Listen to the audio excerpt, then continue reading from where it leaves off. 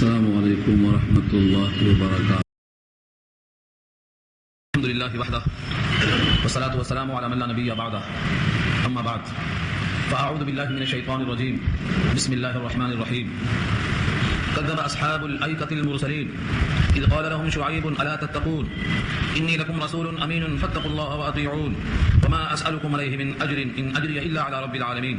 أوفوا الكيل ولا تكونوا من المفسدين وزنوا بالقسطاس المستقيم ولا تبخسوا الناس أشياءهم ولا تعثوا في الأرض مفسدين إلى آخر الآية.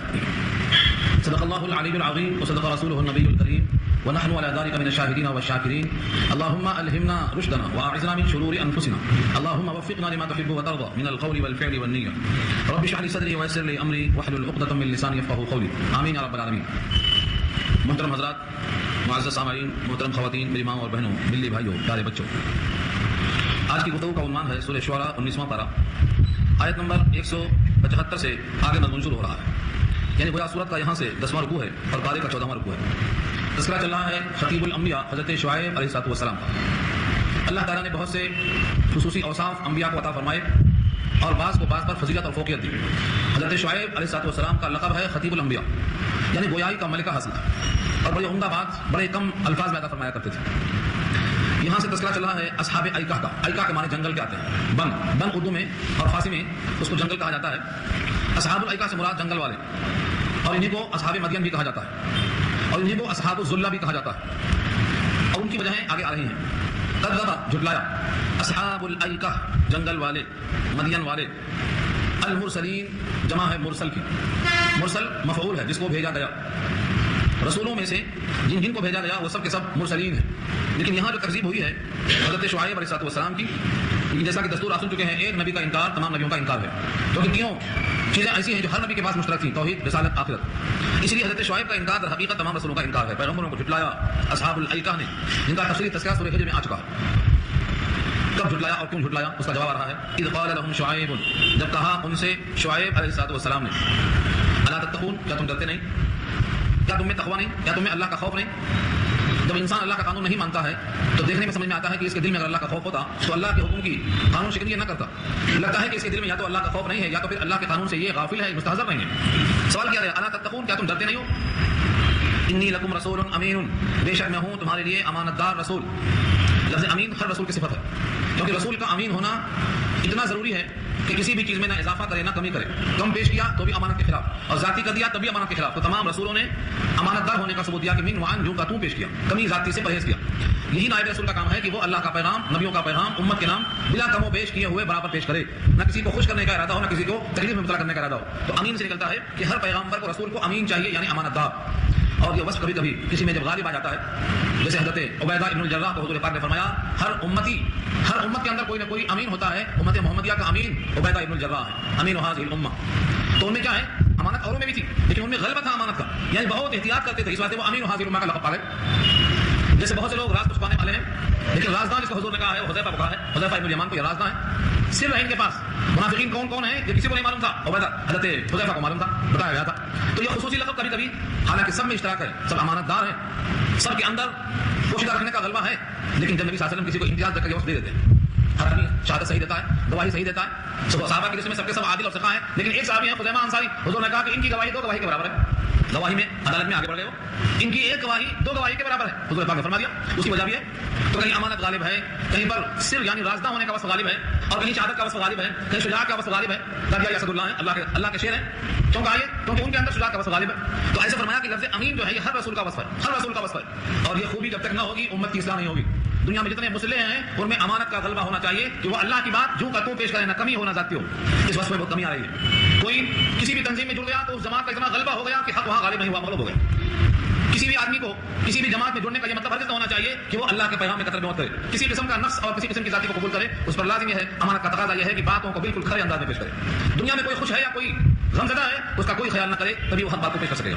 یہ رسول سے نکلتا ہے، رسول کے ساتھ امین صفت ہے. انی لکم رسول امین، بے شک میں تمہارے واسطے رسول ہوں اور امانت دار ہوں، یعنی بالکل وہی کہتا ہوں جو اللہ نے مجھے حکم دے کر بھیجا ہے. لہذا فتقوا اللہ، فتقوا میں جو فا ہے اس کو فائے تعقیب کہتے ہیں، اس لیے تو ڈرو اللہ سے. واطیعونی، نون کے زیر ہے اس میں یا کے حذف ہونے کی علامت ہے. واطیعونی، اور میری اطاعت کرو، میرا کہا مانو. اللہ سے ڈرو اور میرا کہا مانو. اللہ سے ڈرنا اور میرا کہا ماننا دونوں میں کیا جوڑ ہے؟ فرمایا کہ چونکہ مجھے اللہ نے بھیجا ہے اور میں اللہ کا رسول ہوں، اللہ کا قاصد ہوں، اللہ کا پیغمبر ہوں، اس لیے جب تک تم میری بات نہ مانو گے گویا تم نے مجھے اللہ کا رسول نہیں مانا۔ تو تم نے رسول کو نہیں مانا تو رسول کو نہ ماننا رسول کے بھیجنے والے کا انکار ہوتا ہے۔ آج دنیا میں اگر کوئی سفیر کو نہیں مانتا ہے تو اس ملک کا سفیر اگر منکر ہے، انکار کر دیا گیا تو گویا تم نے اس ملک کا انکار کر دیا۔ تو سفیر نمائندہ ہوتا ہے پوری قوم کا۔ تم نے اگر میری بات نہیں مانا، میری اطاعت نہیں کی تو گویا تم نے مجھے اللہ کا رسول نہیں مانا، اور رسول کو نہ ماننا گویا بھیجنے والے کا انکار ہوتا ہے۔ اس لیے کہا پہلے اللہ سے ڈرو اور تقاضا اس کا یہ ہے کہ اس کے بھیجے ہوئے کو مانو، یعنی مجھے تسلیم کرو، اور تم سے میں اس پر کوئی حق و خدمت نہیں چاہتا۔ وما اسالکم علیہ من اجر، اور نہیں سوال کرتا ہوں میں تم پر، اسالکم تم پر کوئی سرے کا سوال نہیں ہے، علیہ اس محنت پر، من اجر کسی قسم کا کوئی محنتانہ۔ اس میں دو لفظ ہے، خاص طور سے غور سے دیکھیں، من اجر لفظ من کیا ہے؟ تبعیض کے لیے آتا ہے۔ تبعیض مانے بعضیت، جزئیت، یعنی محنتانے جتنے قسم کے ہوتے ہیں ان تمام محنتانوں میں سے اسی قسم کا کچھ بھی محنتانہ مجھے نہیں چاہیے۔ اور اجر اجر سے بنا ہے، اجر مانے اجرت، دنیا میں دیا جائے تو اجرت اور آخرت میں مل جائے تو اس کا نام اجر ہے۔ اور اجر میں جو تنوین لگی ہے اجرین کسی قسم کا محنتانہ، پھر اجر میں تنوین برائے تنقید ہے، یعنی کم سے کم بھی نہیں، کسی قسم کا نہیں، جتنے اجر کی اقسام ہیں ان میں سے کچھ بھی مجھے نہیں چاہیے، بالکل بے لوث میں پیغام پہنچاتا ہوں۔ یہاں سے خص کیا ہے شارحین نے، جیسا کہ بات پیچھے آ چکی ہے کہ اگر کوئی دینی کام کرتا ہے اور اللہ کا پیغام پہنچاتا ہے تو اخلاص کا تقاضا یہ ہے کہ اس کو خالص لوجہ اللہ پہنچائے اور اللہ سے اجر کا طالب ہو۔ جیسا کہ آگے کہا ہے ان اجری الا علی رب العالمین، نہیں ہے میرا بدلہ، نہیں ہے میرا صلہ، نہیں ہے میرا محنتانہ، نہیں ہے میرا حق الخدمت، اجری میری اجرت نہیں ہے الا علی رب العالمین، مگر اس ذات کے ذمہ جو رب سارے جہان کا، جو سارے جہان کو پالنے والا ہے، عدم وجود دینے والا ہے، میرا محنتانہ بھی اسی کے ذمہ ہے، چاہے یہاں دے چاہے وہاں دے یا دونوں جہان میں دے۔ ایسا ہوتا ہے رب کریم اجرت دینے پر قادر ہے، دنیا میں بھی اور آخرت میں بھی۔ کچھ لوگوں کو خیال یہ ہوتا ہے کہ اللہ سے لیں گے تو ادھاری ملے گا، وہیں ملے گا، لہٰذا کچھ نقد بھی چاہیے، ایسا نہیں ہے۔ رب کریم نے قرآن کریم میں واضح فرمایا ہے ان لنا للآخرۃ والأولیٰ، اولا سے مراد دنیا اور آخرہ اس کی ضد ہے، اولا اور آخرہ دونوں میرے ہی پاس ہے، ان لنا بے شک میرے ہی پاس ہے، اولا بھی اور آخرہ بھی، یعنی میں اگر چاہوں تو یہاں بھی دوں اور میں چاہوں تو وہاں بھی دوں۔ اسی لیے انبیاء کرام کو اللہ نے یہاں بھی دیا اور وہاں بھی دیا، اور محمد کو سکھایا بھی ہے کہ تم جب ربنا آتنا فی الدنیا کہتے ہو تو خلاصہ اس کا کیا ہوتا؟ اے میرے پروردگار مجھے دنیا میں بھی بھلائی عطا فرما اور آخرت میں بھی بھلائی عطا فرما، یہ سکھایا بھی۔ ربنا آتنا فی الدنیا حسنہ اور فی الآخرۃ حسنہ، اور حسنہ کا مصداق وہ چیز ہے جو بندے کے لیے عمدہ ہو، غیر حسن کو حسنہ نہیں کہا جائے گا، اور حسنہ وہ چیز ہے جو انسان کی تقاضے کی تکمیل کرتا ہو، چاہے وہ غذاؤں میں سے ہو، چاہے وہ لباس میں سے ہو، چاہے وہ شفا میں سے ہو، چاہے کسی اور قسم کی ضرورت ہو، ہر حالت کی تکمیل حسنہ کے اندر آ جاتی ہے۔ تو یہ خیال کرنا غلط ہے کہ ہم یہاں اگر مفت کام کریں گے تو کھائیں گے کیا، یہاں اگر ہم مفت کام کریں گے تو پیئیں گے کیا؟ اللہ تعالیٰ کے ذمہ ہے، اجر میرا اللہ کے ذمہ ہے، اور وہ ایسا ہے جو رب ہے سارے جہان کا۔ یا یہ بھی ہو سکتا تھا ان اجری الا علی اللہ، میرا ذمہ میرا محنتانہ اللہ کے ذمہ، نہیں فرمایا الا علی اللہ نہیں کہا۔ کیوں نہیں کہا الا علی رب العالمین کیوں کہا؟ اللہ کے 99 صفاتی ناموں میں سے اللہ کو چھوڑ کر رب العالمین کا وصف کیوں اختیار کیا اللہ نے؟ یہ بتانے کے لیے پہلے رب کا ترجمہ جان لو اور عالمین کا معنی سمجھ لو۔ عالم جہان کو کہتے ہیں اور عالمین جمع ہے، اس کا عالمین جمع ہے، شارحین نے لکھا ہے 18,000 عالم ہے، ایک دو عالم نہیں ہے۔ ہم تو صرف زمین کے عالم کو جانتے ہیں، 7 طبق زمین کے ہیں، آسمان کو جانتے ہیں، 7 طبق آسمان کے، اور جیسے اس زمین پر ہم اور آپ بیٹھے ہیں 7 زمین میں ایسے ہی ہم اور آپ بیٹھے ہیں۔ سورہ 28واں پارہ میں ایک آیت ہے یتنزل الامر بینہم، ان 7 زمینوں میں اللہ کا حکم ایسے ہی نازل ہوتا ہے جیسے یہاں نازل ہوا ہے۔ ان 7 زمینوں میں آدم بھی ہیں، ابراہیم بھی ہیں، موسیٰ بھی ہیں، نوح بھی ہیں، جس طرح اس زمین پر سلسلہ ہے 7 زمین پر سلسلہ ایسے ہی ہے۔ قرطبی کی روایت تفصیل سے وہاں آ چکے ہیں، مجھے یہاں لانے میں بات دوسری طرف نکل جائے گی، یہ طبی کلام پیچھے آ چکا ہے مطلب۔ تو اللہ تعالیٰ نے 18,000 عالم کو پیدا کیا، اور ہر عالم میں اتنے اجناس ہیں، حشرات الارض ہیں، کیڑے مکوڑے ہیں، پیروں سے چلنے والے، پیٹ کے بل چلنے والے، 2 پیروں سے چلنے والے، خشکی اور دریا والے، ان میں سے ہر ایک کی غذا اللہ ہی فراہم کرتے ہیں۔ اور یہ بھی انہیں معلوم ہے کہ شیر گوشت کھاتا ہے اور بکری پتا کھاتی ہے، یہ بھی معلوم ہے کہ مچھلی والے کیا کھاتے ہیں، کیکڑا کیا کھاتا ہے، یعنی ہر مخلوق کو اس کے مناسب غذا فراہم کرنا اور یہ جاننا کہ کون سی مخلوق کیا غذا کھائے گی، وہ رب کہلاتا ہے جو ان تمام مخلوق کو پیدا کرے، پھر ان کی ضرورتوں کی تکمیل کرے اور ان کو شباب تک پہنچائے، کمال تک پہنچائے، اس کو رب کہتے ہیں۔ تو رب العالمین کا کر کے اشارہ کر دیا کہ تم کیوں سمجھتے ہو کہ میرا محنتانہ مار دیا جائے گا، جو 18,000 عالم میں ہر مخلوق کو اس کے مناسب غذا دیتا ہے، اس کو عدم سے وجود میں لاتا ہے، اس کو پاک کر دیتا ہے، کمال تک پہنچاتا ہے، تمہیں کیا توقع ہے کہ وہ اپنے قاصد اور اپنے ایک اور اپنے سبھی کا حق مار دے گا؟ یہ ہے استدلال کا طریقہ۔ فرمایا وما اسالکم علیہ من اجر، اور نہیں سوال کرتا ہوں میں تم سے اس پر کسی محنتانے کا، میرا اجر اور میرا صلہ نہیں ہے مگر اس ذات کے ذمہ جو رب ہے سارے جہان کا، جو سارے جہان کو دینے پر قادر ہے، وہ مجھ کو بھی دینے پر قادر ہے۔ یہاں سے اب قوم کی جو اصل کمزوری تھی وہ ظاہر فرمایا، وہ کیا ہے؟ اوفوا الکیل ولا تکونوا من المخسرین۔ جتنے بھی اقوام میں خرابیاں تھیں جن پر عذاب آیا، ان کی مختلف خرابیوں کو پیش کیا گیا، جیسا کہ آپ سن چکے ہیں، قوم عاد میں، قوم سمود میں، قوم لوط میں اور قوم صالح میں، ہر ایک میں الگ الگ بتایا گیا۔ اس قوم شعیب میں کیا خرابی تھی کہ وہ ناپ تول میں ڈنڈی مارتی تھی، تولنے میں حق برابر نہیں دیتی تھی، لینے میں پورا وصول کرتے اور دینے میں ڈنڈی مار کے دیتے۔ اب تلفی اس کا ذکر اللہ نے کیا ہے سورۃ تطفیف 35 کے اندر، وَوَيْلٌ لِّلْمُطَفِّفِينَ الَّذِينَ إِذَا اكْتَالُوا عَلَى النَّاسِ يَسْتَوْفُونَ وَإِذَا كَالُوهُمْ أَوْ وَزَنُوهُمْ يُخْسِرُونَ۔ خرابی ہے ان کے لیے، وائل ہے ان کے لیے جو ناپ تول میں کمی کرنے والے ہیں، جب تول کر یا ناپ کر دیتے ہیں تو گھٹا دیتے ہیں، اور جب لیتے ہیں تو پورا پورا وصول کرتے ہیں، خرابی ہے ان کے لیے۔ تو یہ قوم مدین اور قوم شعیب کا یہ حال تھا، حکم فرمایا اوفوا الکیل، اوفو پورا کرو، اوفو مانے وعدہ وفا کرو، اگر اوفو بالعہد تو وعدہ پورا کرنا، اور اوفو الکیل، کیل کے معنی آتے ہیں ناپ کر دینا، تولنا نہیں، کیل جیسے دودھ ہے لیٹر سے دیں گے، تیل ہے اس کو تول کر نہیں دیں گے، ناپ کر دیں گے۔ کچھ چیزیں ہیں جو وزن کر کے دی جاتی ہیں، کچھ چیزیں ہیں جو گن کر کے دی جاتی ہیں، جیسے آج آپ کے پاس سیب گن کے بکتا ہے، لیکن وہی کشمیر میں جائیں گے تو گن کے نہیں بکتا، پورا بکس بکتا ہے وہ 17 کلو کا، تو وہی چیز وہ تول کے بکتی ہے۔ ہر وہ چیز چاہے تولی جائے، ناپی جائے، گنی جائے، کسی بھی شکل میں ہو، حقدار کا حق نہ مارو، یہ مطلب ہے بولنے کا۔ اوفوا الکیل، کیل کے معنی آتے ہیں ناپ کر دینا، پورا پورا ناپ کر دو لوگوں کو، صاحب حق۔ ولا تکونوا من المخسرین، اور مت ہو جاؤ نقصان کرنے والوں میں سے، ولا تکونوا مت ہو جاؤ من المخسرین، خسارہ اس کا مادہ ہے، خسرہ کے معنی گھاٹا کرنا، ٹوٹا کرنا، نقصان کر دینا۔ مخسر کی جمع مخسرین ہے، مخسر اس میں فاعل ہے، گھاٹا کر دینے والا، نقصان کر دینے والا۔ ایک ہی چیز ہے، پہلا جملہ آیا پازیٹو میں، دوسرا آ گیا نیگیٹو میں، صرف اس لیے کہ جب مثبت اور منفی ملا کر بات کی جاتی ہے تو تاکید مقصود ہوتی ہے، پورا پورا دو، گھٹاؤ مت، پورا پورا دو اور کمی کرنے والا مت بنو۔ وزنو اور تولو، وزنو تولو بالقسطاس المستقیم، مستقیم تو آپ جانتے ہیں، نیا لفظ نہیں آپ کے لیے، پرانا لفظ ہے، سورہ فتح میں آ چکا ہے۔ صراط کی صفت ہے وہاں مستقیم، سیدھا راستہ، جب بھی کہیں سیدھا لانا ہو صفت تو مستقیم آئے گی، صراط مستقیم سیدھا راستہ۔ یہاں الصراط کے بجائے القسطاس آیا ہے، ترازو سیدھی رکھو۔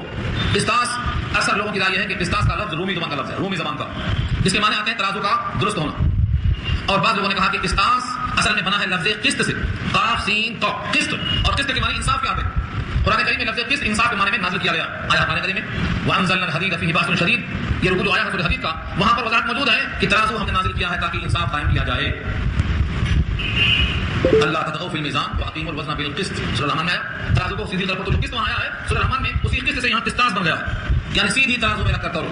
بعض لوگ کہتے ہیں ہم پورا پورا دے رہے ہیں لیکن ترازو ہی غلط ہے، یا اس کا جو بٹ ہے وہ بجائے پورا کا پورا ہونے کے اس میں 100 گرام کم کر دیا ہے، گھس دیا ہے اس کو، تو آپ کیا کریں گے؟ اس کا فرمایا کہ یہ تو پورا تولو، دوسرے جس سے تولو وہ صحیح رکھ کے تولو، وزنو بالقسطاس المستقیم، اور تولو، تولنے کی چیزوں کو سیدھی طرح تولا کرو۔ نبی صلی اللہ علیہ وسلم تشریف لے گئے بازار میں، دیکھا تاجرین کو، ایک گیہوں والے کے تھیلے میں آپ نے ہاتھ ڈال دیا، اوپر سے خشک گیہوں تھا اور نیچے نمی تھی، فرمایا نبی صلی اللہ علیہ وسلم نے من غش فلیس منا، جو دھوکے بازی کرتا ہے سوداگری میں وہ ہم میں سے نہیں ہو سکتا۔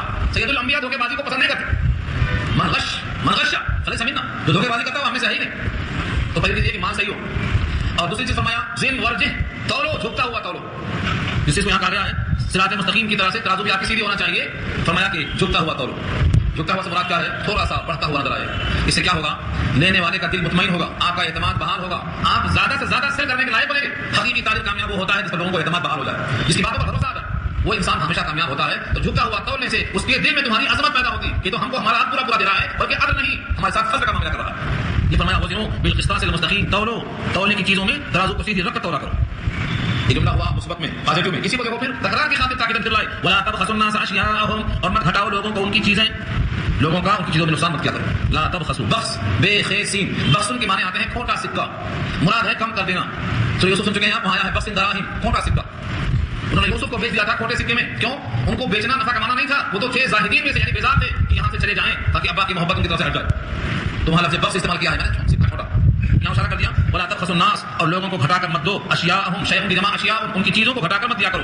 ولا تعثوا فی الارض مفسدین، اور مت مچاؤ زمین میں فساد، تعثوا مت پھرو فی الارض زمین میں، مفسدین فساد کرنے والے بن کر، مفسدین جمع ہے، واحد کیا ہے؟ مفسد، مادہ ہے فساد، تو فساد کرنے والے ہو کر زمین میں مت پھرو۔ سوال یہ ہے کہ یہاں کاروبار کی بات آ رہی تھی، یہاں فساد کہاں سے کیسے آ گیا؟ فرمایا کہ جب انسان عدل نہیں کرے گا فساد شروع ہوتا، جب معلوم ہو جائے گا کہ تم نے اس کو 900 گرام کیا ہے 1 کلو کا کر، تو اب اس کو تم پر طیش آئے گا اور اس کا تم پر اثر ظاہر ہوگا، فساد شروع ہو جائے گا۔ تو فساد کا تعلق ہے ناانصافی سے، جب دنیا میں کوئی بھی قوم ناانصافی کرتی ہے تو اس کو فساد کا منہ دیکھنا پڑتا ہے۔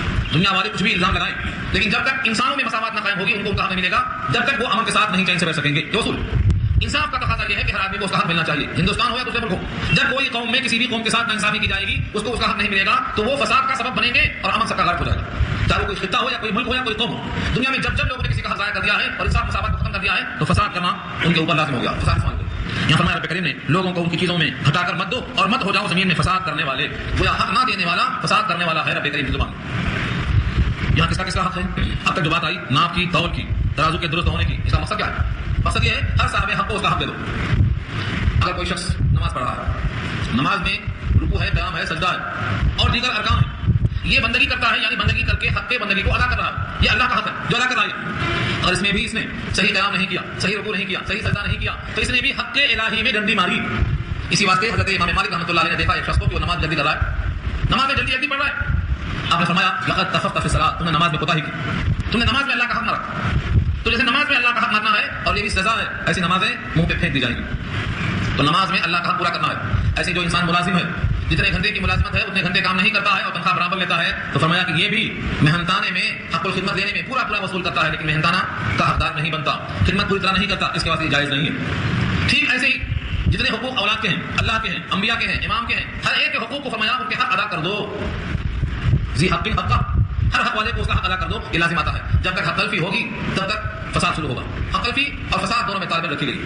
تو صرف یہ نہیں کہ ناپ اور تول میں بلکہ ہر ایک میں ہر ایک کا حق ہونا چاہیے. یہاں تک کہ فرمایا تمہارے ساتھ کوئی سفر کرتا ہے، تمہارے ساتھ کوئی سیٹ پہ بیٹھ کے جا رہا ہے، وقتیہ پڑوسی ہے تمہارا، اس کا بھی حق ہے. وصاحب بالجنب وابن السبیل، مسافر میں تمہارا ساتھ ہو گیا، تمہارے ساتھ بیٹھ کے کچھ دیر کے واسطے شریک ہو گیا، ہم سفر ہو گیا، اس کا بھی حق بنتا ہے. پڑوس میں ہے، اس کا بھی حق بنتا ہے. تو صاحب شریعت نے پیغام دیا ہے کہ ہر حق والا دوسرے کا حق نہ مارے بلکہ ادا کرے. جس زمین پر حق تلفی ہوتی ہے وہاں اللہ کا عذاب آتا ہے، بچتا نہیں ہے. جیسا کہ دیکھو اب یہاں آگے چل کر اس قوم نے نبی کی بات کو نہیں مانا، اس قوم پر عذاب آیا. حق تلفی جہاں ہوتی ہے وہاں اللہ کا عذاب آنا ہے بھی نہیں. حق تلفی کی بنیاد پر فساد ہوگا. جب فساد برپا ہوگا، ظاہر الفساد فی البر والبحر بما کسبت ایدی الناس، لوگوں کے کرتوت کی وجہ سے بہت بڑا فساد پھیل گیا. اللہ فرماتے ہیں واتقوا الذی خلقکم والجبلۃ الاولین، اور ڈرو تم اس ذات سے، اس قادر مطلق سے جس نے تم کو پیدا کیا اور اگلی تمام مخلوقات کو پیدا کیا. جب تم توڑتے ہو تو تمہارے دماغ میں کیا آتا ہے کہ میرے اس ڈنڈی مارنے کو کوئی نہیں دیکھ رہا، میں اس وقت جو چاہوں کر سکوں. اگر اس کو استحضار ہو جائے کہ میرا رب مجھے دیکھ رہا ہے، میرے ساتھ ہے، اور یہی نمازوں کے اندر مشق لائی جاتی ہے کہ تمہارے ساتھ تمہارا رب ہے. 5 وقت کی مشق ذہنی فکر کو مستعد کرنے کے واسطے ہوتی ہے کہ تمہارا رب تمہارے ساتھ ساتھ ہے. آگے اسی رکوع میں بات آئے گی الذی یراک حین تقوم، جو تم کو دیکھتا ہے جب تم قیام کرتے ہو، وتقلبک فی الساجدین، اور تم سجدہ کرنے والوں میں اب اوپر سے نیچے، نیچے سے اوپر جاتے ہو، تم کو وہ دیکھ رہا ہے. اس کے بعد رکوع میں بات آ رہی ہے تو رب تمہیں دیکھ رہا ہے. ڈنڈی مارنے والا، جھوٹ بولنے والا، حق تلفی کرنے والا، اس کو دماغ میں آتا ہی نہیں ہے کہ رب میرا مجھے دیکھ رہا. اللہ فرماتے ہیں اس ذات سے ڈرو، واتقوا الذی خلقکم، اس ذات سے، اس قادر مطلق سے ڈرو جس نے تم کو پیدا کیا. والجبلۃ الاولین، یہاں پر لفظ جبلت آیا ہے، جبلت کے معنی خلقت کے ڈرو، اگلی مخلوقات کو جس نے پیدا کیا ہے اس سے ڈرو. یہ کیوں کہا؟ جس طرح پہلے لوگوں کو پیدا کیا اب وہ نہیں ہے، تم کو پیدا کیا، آئندہ تم بھی اگلوں میں شامل ہو جاؤ گے، تم بھی نہیں رہو گے. یعنی تم کیا کرو گے ڈنڈی مار کے، حق تلفی کر کے، بچا بچا کے، رکھ کے، تم کیا کرو گے؟ جس نے پہلوں کو پیدا کیا تھا اور آج وہ نہیں ہے، اب پچھلوں کا بھی حال وہی ہوگا کہ بعد والے کہیں گے کہ اگلے نہیں ہیں، چلے گئے. آج وہ کل ہماری باری ہے، آنا جانا جہاں میں جاری ہے. تو پہلے وہ اگلے تھے، اس کے بعد کچھ لوگ ہم کو بھی کہیں گے یہ اگلے لوگ چلے گئے. اشارہ یہاں اس بات کی طرف ہے کہ اس اللہ سے ڈرو جس نے تم کو بھی پیدا کیا اور اگلی تمام مخلوقات کو پیدا کیا. جیسے وہ چلے گا تم بھی چلے جاؤ گے. یہاں تک تقریر تھی خطیب الانبیاء کی، حضرت شعیب علیہ السلام کی مدین والوں کے سامنے. ان تمام باتوں کو سن کر قوم پہ کچھ اثر ہونا چاہیے. آج کے لوگ فکر مند ہیں کہ تقریر سن کے اثر نہیں ہوتا. آج کا تقریر انبیاء کی نہیں ہے نا، غیر نبی کی تقریر ہے. اگر اثر نہ ہو تو کوئی خاص بات نہیں. یہاں تو نبیوں کی تقریر سن کر کیا اثر ہوا؟ دیکھو کیا کرتی ہے قوم. قالوا انما انت من المسحرین، انہوں نے کہا اس کے سوا کچھ نہیں کہ تم تو جادو کیے ہوئے انسان معلوم ہوتے ہو، تم پر کسی نے بھاری جادو کر دیا ہے. مسحر جمع مسحرین، سحر زدہ، اتنا سحر زدہ، تم پر کوئی بھاری جادو کر دیا ہے، تمہارا دماغ ہی خراب ہو گیا. ترقی کی چیز تم کو خراب دکھائی دے رہی ہے، جس سے انسان کے اندر خوشحالی آئے، مالی فراوانی آئے، مال کی بہتات پیدا ہو، تمہیں یہ اچھائی خراب دکھائی دے رہی ہے. لگتا ہے تم پر جادو بہت بھاری کر دیا گیا. قالوا کہنے لگے انما انت من المسحرین، اس کے سوا اور کوئی بات نہیں کہ تم ہو مسحرین میں سے، یعنی سحر زدہ لوگوں میں سے جن پر جادو کر دیا گیا ہے، ان لوگوں میں سے تم بھی ایک ہو. وما انت الا بشر مثلنا، اور نہیں ہو تم مگر بشر ہماری ہی طرح. اچھا دیکھ لو یہ جملہ، انبیاء کو بشر ہونے کی وجہ سے قوم شعیب نے کیا کہہ دیا؟ تم تو ہماری ہی طرح ایک معمولی آدمی ہو، تم کو رسول کیسے مان لیں؟ اگر رسول انسان نہ ہوتے تو یہ قوم نے کیسے کہا؟ رسول نہ ہوتے بشر میں سے تو پوری قوم نے حضرت شعیب کو یوں کہا وما انت الا بشر مثلنا، اور نہیں ہو تم مگر انسان ہماری ہی طرح، ہماری طرح تم بھی ایک معمولی آدمی ہو، تم کو رسول مان لیں، کیسے مان لیں؟ کیا وجہ، کیا بنیاد مان لیں؟ دیکھنے میں بظاہر تم بھی کھاتے پیتے ہو، ہم بھی کھاتے پیتے ہیں، تمہارے تقاضے ہمارے تقاضے ایک ہی ہیں، تم کو اللہ کا بھیجا ہوا رسول ماننے کی ہمارے پاس کیا آخر دلیل ہے؟ تو پہلی بات جو کہا مسحرین جادو کیے ہوئے، کیوں کہا؟ ان کی یہ باتوں کو سن کر کے کہ ڈنڈی نہیں ماریں گے خوشحالی کہاں سے آئے گی؟ گویا ڈنڈی مارنا، حق تلفی کرنا خوشحالی آنے کی ضمانت ہے ان کے دماغ میں. جیسے آج کا مسلمان کاروبار کرنے والا کیا کہتا ہے؟ جھوٹ کے بغیر تو کاروبار ہوتے ہیں. آج کا مسلمان کہتا ہے جھوٹ کے بغیر کاروبار ہوتا ہی نہیں. اور ذرا بڑا کاروبار ہوگا تو کیا بولتا ہے؟ سود کے بغیر بڑا کاروبار چلتا ہی نہیں. ہم تو سوال کرتے ہیں لوگ، مولوی صاحب بڑا کاروبار نہیں کر سکتے بغیر سود کے.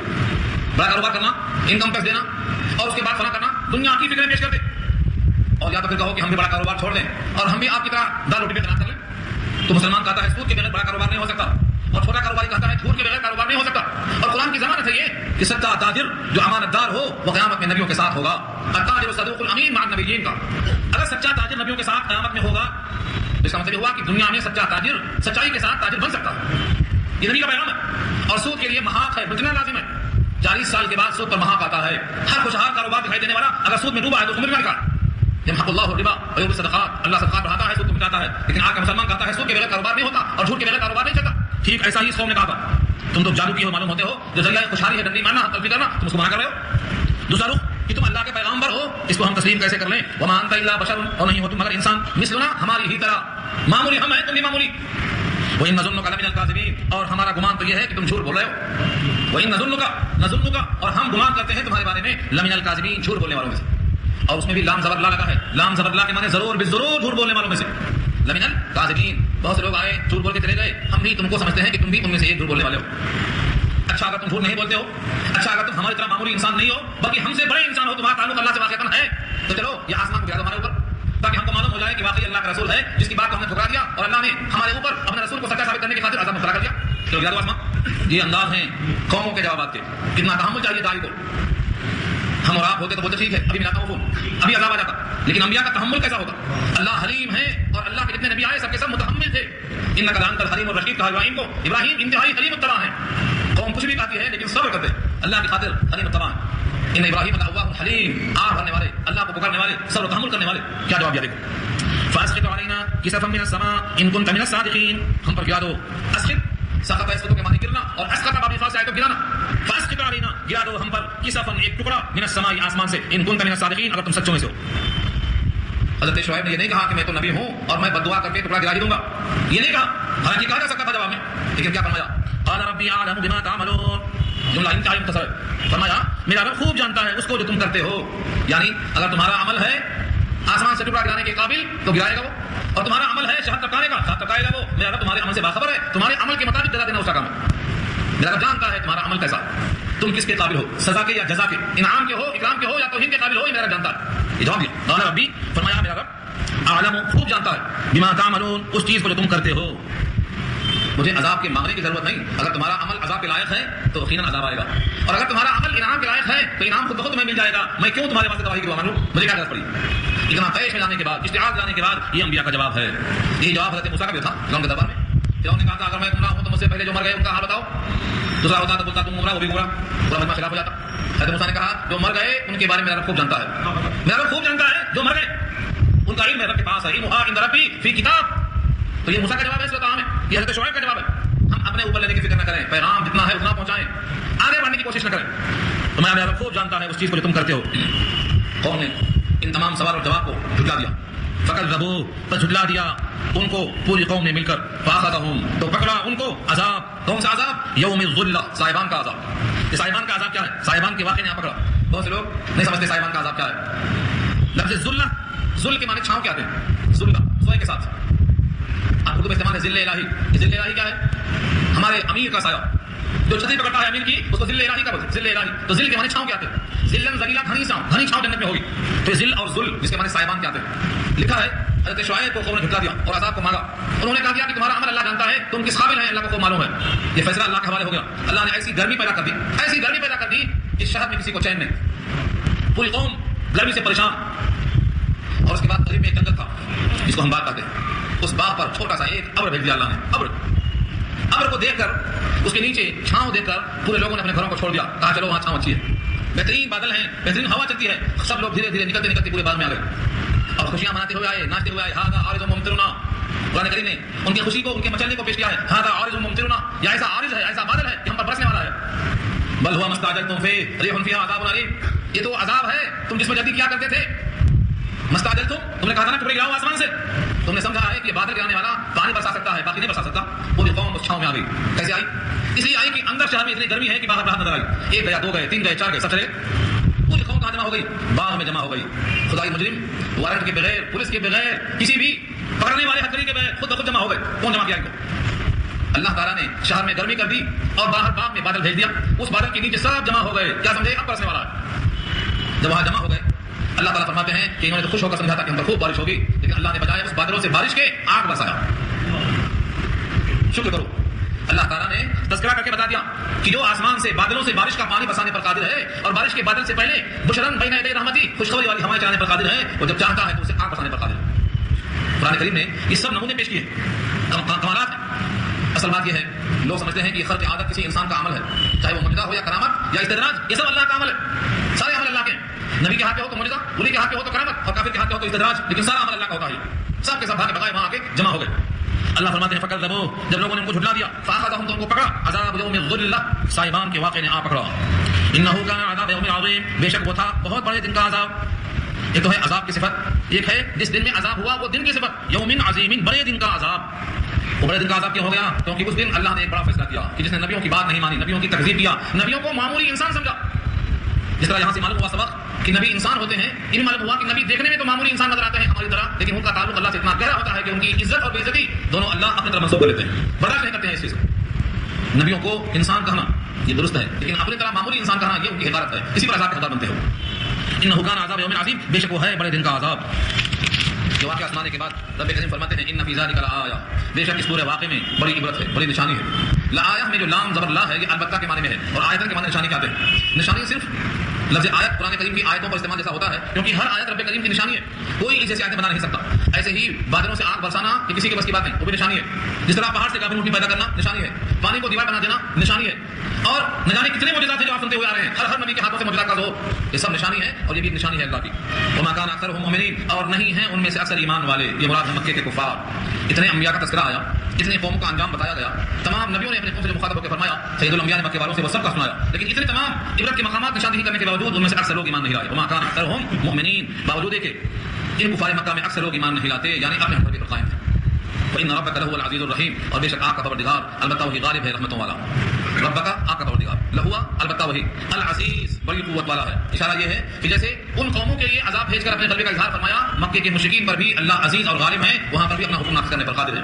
الرحیم رحمت والا ہے کہ عذاب میں جلدی نہیں کرتا، شاید کسی پر توفیق ہو جائے، شاید کوئی توبہ کرنے والا ہو جائے. چنانچہ ایسا ہی ہوا. ان میں سے کچھ لوگ فتح مکہ تک تو کافر تھے، مگر مکہ فتح ہوتے ہی اسلام میں داخل ہو گئے. اگر اللہ کی صفت رحمت ان کو مہلت نہ دیتی، عذاب فوراً آ جاتا، تو بہت سے لوگ ایمان سے محروم ہو جاتے. یہ صفت رحیم کا تقاضا ہے کہ مجرم کو جرم ثابت ہونے کے باوجود ان کو جینے کا حق دیا، ان کو مہلت دیا، تاکہ آج نہیں کل نہیں پرسوں وہ اللہ کی رحمت سے قریب ہو جائیں، حقدار بن جائیں. اس طریقے سے پوری قوم کے واسطے عبرت اور نمونہ پیش کیا گیا ہے. یہاں تک رکوع پورا ہو گیا. اس کے بعد نیا رکوع شروع ہوتا ہے، جس میں قرآن کریم کی خصوصی فضیلت انشاءاللہ بیان کی جائے گی، اور سورۃ کا نام سورۃ شعراء کیوں ہے اس کی وجہ تسمیہ بیان کی جائے گی. یہ آخری رکوع انشاءاللہ آئندہ آئے گا، بہت اہم ہے. آپ حضرات سے میری گزارش ہے وقت پر تشریف لائیں.